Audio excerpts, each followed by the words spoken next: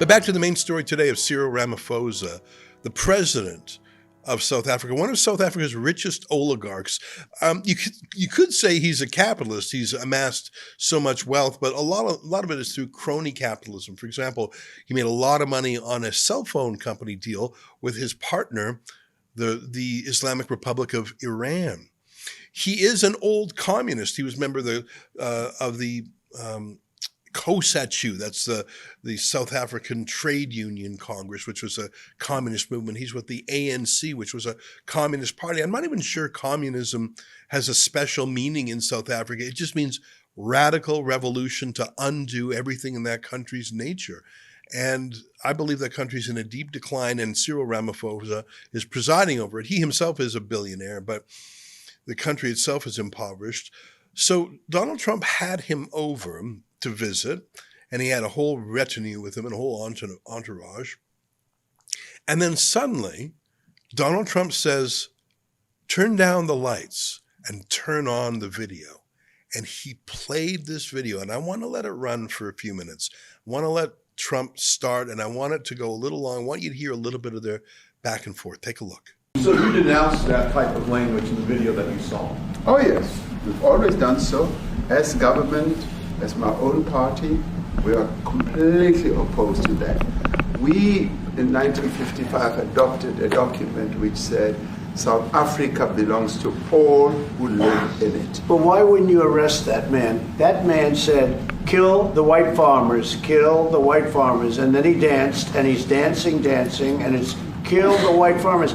I'm not sure, but I think if somebody got up in Parliament and started saying kill a certain group of people, he would be arrested very quickly. That man is going all over South Africa, and that's not a small party. That was a stadium that holds 100,000 people, and I hardly saw an empty seat. That's a lot of people. That's a lot of representation. And those crosses, we have dead white people, dead white farmers, mostly. And you take a look at Australia, they're being inundated, and we're being inundated with people that want to get out. And their farm is valueless, it's valueless, and they just want to get out with their life. And this is a very serious situation. Besides, what will it take for you to be convinced that there's no white genocide in South Africa? Well, I can answer that for the president. It's for him. I'd rather have him answer. Yeah, I'd rather answer that. It will be. My president will respond to you. Yeah, Thank you, Mr. President. It will take President Trump listening to the voices of South Africans, some of whom are his good friends, like those who are here. When we have talks between us on around a quiet table, it will take President Trump to listen to them. I'm not going to be repeating what I've been saying. I would say if there was Afrikaner farmer genocide, I can bet you these three gentlemen would not be here, including my Minister of Agriculture. He would not be with me. So it'll take him, President Trump, listening to their stories, to their perspective. That is the answer to your question. But, Mr. President, I must say that we have, wait. We have thousands of stories talking about it. Sure. And we have documentaries, we have news stories. And is Natalie here, somebody here to turn that? I could show you a couple of things. And it has to be responded to. Yeah, sure. Let me see the articles, please, if you would. And turn the lights down. Turn the lights down and just put this on. It's right behind you, Johan. There's nothing this parliament can do, with or without you. People are going to occupy land. We require no permission from you, from the president, from no one. We don't care. We can do whatever you want to do. Who are you to tell us whether we can occupy land or not? We are going to occupy land. Yes. South African occupy land. That's who we are. Honorable member, can withdraw my membership from this useless parliament. Honorable. Yes, honorable member. Must never be scared to kill. A revolution demands that at some point there must be killing, because the killing is part of a revolutionary act. Shoot to kill. Yamaza. Kill the poor, the farmer. Kill the poor, the farmer. Brr, pa, pa, brr, pa, pa. To kill. Yamaza. Kill the poor, the farmer. Kill the poor, the farmer. The mayor of DA in PE is a white man. So these people, when you want to hit them hard, go after a white man. They feel a terrible pain because you have touched a white man. Not because Mashaba and Soli will not be touched. They will be touched, don't worry. But we are starting with this whiteness. We are cutting the throat of whiteness. It's like Shoot to kill. Yamaza. Kill the poor, the farmer. Kill the poor, the farmer. Brr, pa, pa, brr, pa. Shoot to kill. Yamaza. Kill the poor, the farmer.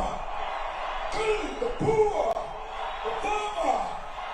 Brr, pa, pa, brr, pa, pa.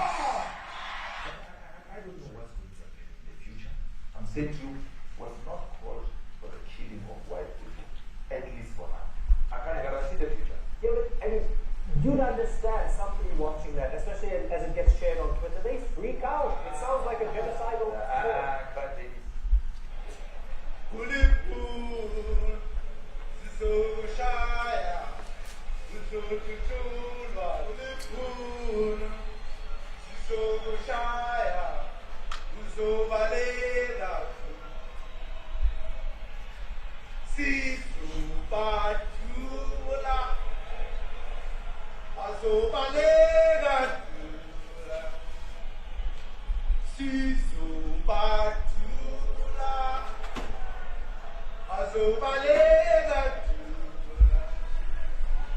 who will expropriate land without compensation, whether they like it or not. If they object, they can seek refuge in America. Now this is very bad. These are burial sites right here. Burial sites. Over 1,000 of white farmers, and those cars are lined up to pay love on a Sunday morning. Each one of those white things you see is a cross, and there's approximately 1,000 of them. They're all white farmers, the family of white farmers. And those cars aren't driving, they're stopped there to pay respects to their family member who's killed. And it's a terrible sight. I've never seen anything like it.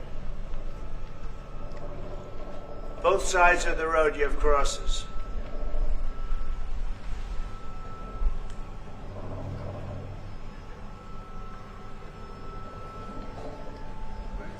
Those people were all killed. Have they told you where that is, Mr. President? No, I'd like to know where that is, because this I've never seen. But okay. I mean, it's in South Africa. That is an enormously long time to be made to watch a video. And the room was packed with journalists from America and from South Africa. And the entourage was large. I saw there was one lady there who I saw her criticized online for smiling like she was laughing. I disagree with those commentators. I think that was a reaction of extreme stress. I mean, you're with a billionaire president, the most powerful man in South Africa, Cyril Ramaphosa, and Donald Trump is showing for 6 brutal minutes the threats of genocide, violence, mass murder by a member of the South African parliament. Julius Malema, the head of the EFF party, the Economic Freedom Fighters. What a lie that name is. By the way, the EFS only gets about 10% of the vote. So they're sort of like South Africa's NDP, but the mainstream of South Africa is so socialist that to be more extreme than the communist ANC, and I'm not using the word communist as an insult. I think it's fair to say the ANC party is communist. So if that's the largest party, imagine what the 10% most extreme party is. That's that Julius Malema who chants "kill the Boer." Boer is, of course, the Dutch word for the Afrikaner white farmers who have been there for 400 years. And that's another question, is how long does a people have to be somewhere before they're called indigenous? When South Africa was settled by the Boers 400 years ago, it was quite empty compared to what it is now. You've had an enormous amount of immigration, including illegal immigration, into South Africa for centuries to take part in the prosperous economy and relative safety and freedom of South Africa, even during apartheid times. It's hard to fathom, but during apartheid, there was mass entering of that country by other people from other countries in Africa who, of course, South Africa was racist under apartheid, but it was safer, happier, and more prosperous, and even more free than the rest of Africa. That tells you something incredible. So this group, Julius Malema and his EFF chanting "kill the Boer," they're serious. And Ramaphosa himself, who denied that they were part of his coalition government, you have to give him credit, it's true. It would be like trying to hang the NDP around Mark Carney. They're friendly, but they're not in the same party. But Ramaphosa himself goes almost as far. Here's a clip of him saying he believes in land expropriation, which he means taking the land away from white farmers, and he means it. This year, we will take decisive action to realize the enormous economic potential of agriculture. And as agriculture requires land, as agriculture needs land as a basic resource, we will accelerate our land distribution program not only to redress a grave historical injustice, but also to bring more producers into the agricultural sector and to make more land available to our people for cultivation. We will pursue a comprehensive approach that makes effective use of all mechanisms at our disposal. Guided by the resolutions of the 54th National Conference of the governing party, this approach will include the expropriation of land without compensation.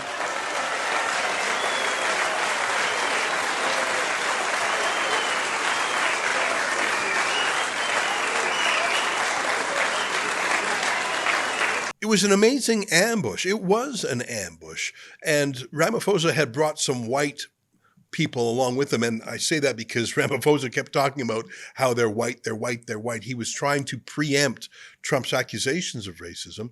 But actually, one of Ramaphosa's own delegations said, yeah, the kind of anti-white violence my own friends and family suffered by it. Here's a clip of that. But yeah, it is a battle to get the ore out sometimes when all the equipment gets stolen all the time that you're trying to get the ore out. So does your family and your brother, do they feel safe on the farm? They live behind electric fences, try and be at night safe. But it is constant whenever you leave that something could happen. And There's nowhere to live. both of them has been attacked in their houses. My mom's been attacked in her house when she was 80. So it is difficult, but the guys live a great life despite everything going on. Something. Of course it happens. Of course there's anti-white racism. There is all around the world. There is throughout Europe. There is in the racial grooming gangs in the UK, where it's overwhelmingly Pakistani men raping working class white girls. Of course there's reverse racism, if you want to call it that. You're just not allowed to talk about it. It's like Christians being purged from Middle Eastern countries. Egypt used to be a Christian country. Can you even believe that? Iraq, Lebanon, Bethlehem. Bethlehem, the Christians have been purged. By whom? Well, you're not allowed to talk about that. I'll give you the answer. By Islam. Or even the story of white Christian slavery. Did you know that there were more white slaves taken from Britain and Ireland and Europe, taken to North Africa, than there were black slaves sent to North America? The white slave trade was actually larger than the black slave trade to North America. Now, there was also other awful slave trades, true, but you're not allowed to talk about it. You're not allowed to say that in any case can white people be a victim, even in South Africa where they're murdered. It's fascinating to see the leftist response to the claim of white refugees and white genocide. I mean, you see it on TV, you see it in Canada, just a flat out denial that there is such thing as a genocide of the Boers. We were on this story 5 years ago when Katie Hopkins worked with us. We sent her to South Africa to do a documentary on Plaasmoord, which is sort of the mass murder of the Dutch farmers. Here, let me play a clip of this.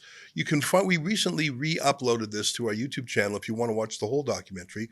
Here's a taste of Katie Hopkins going to South Africa a few years ago. If you don't do what we are telling you to do, or you're gonna rape your wife in front of you and kill her, and rape even your children, the small one.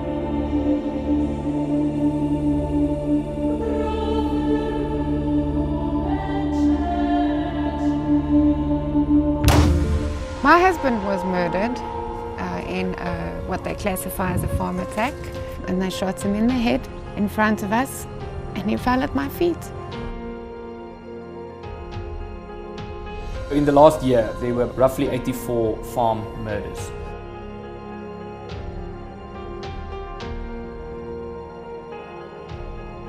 If you didn't tell us to say, well, where's the money, we're going to shoot yourself. They're on the count. 1, 2, 3, 4, 5. He took my arm like this and he showed me the way out. How long were you raped for?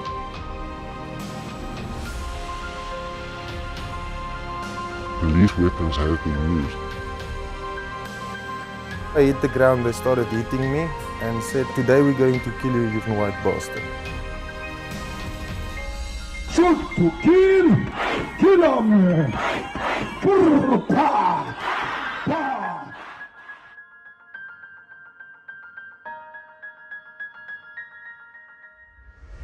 It's a racial thing. And the world can say what they want, the black people don't want us here. We belong to each other and we owe it to each other if we want to keep on farming. They can come and kill me, but I won't go.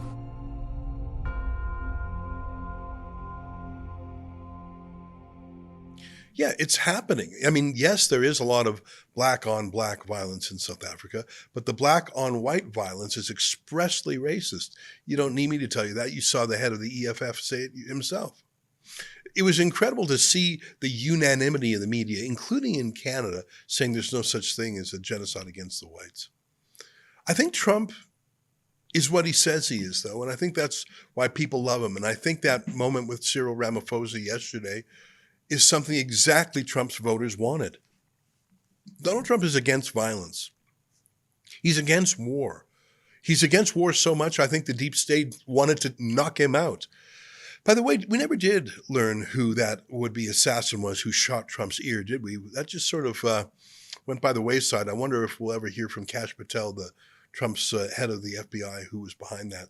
Trump is against war. He's deeply against the war between Russia and Ukraine. I believe he's against racism too. And I think he's America first. And what I mean by that is he's not afraid to have foreign leaders in his office, and he'll say exactly what's on his mind, and calling out things that many people in politics and diplomacy just never would do. Compare him and his focus on white genocide with Mark Carney implying that Israel is committing genocide. I know who represents me more. Stay with us. After the break, An actual South African who knows South African politics joins us to talk about it. You know who I mean. Our friend Joel Pollack. That's next. Stay with us. Oh, hi, it's Ezra Levant here in Toronto with an important message because we need your help. Independent journalism in Canada is under attack. Government censors, big tech deplatformers, and the dying legacy media are all working together to maintain exclusive control on the information you receive. They don't want you to hear other voices like ours, and they really don't want you to be informed and to think for yourself. That's why the work we do here at Rebel News is so important. Our on-the-ground reporting, independent news shows, and special content you won't find anywhere else. It's all designed to give you trustworthy information and alternative viewpoints so you can decide for yourself. We don't get government money, and we are not owned by some big global conglomerate. We're funded by people just like you, so please support independent journalism and help us continue our work by subscribing and becoming a Rebel News Plus member today, right here on the page. Go to rebelnewsplus.com.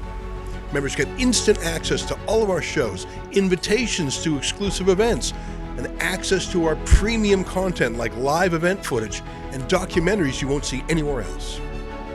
Only Rebel News Plus members can join the conversation by participating in the comments section of our new website.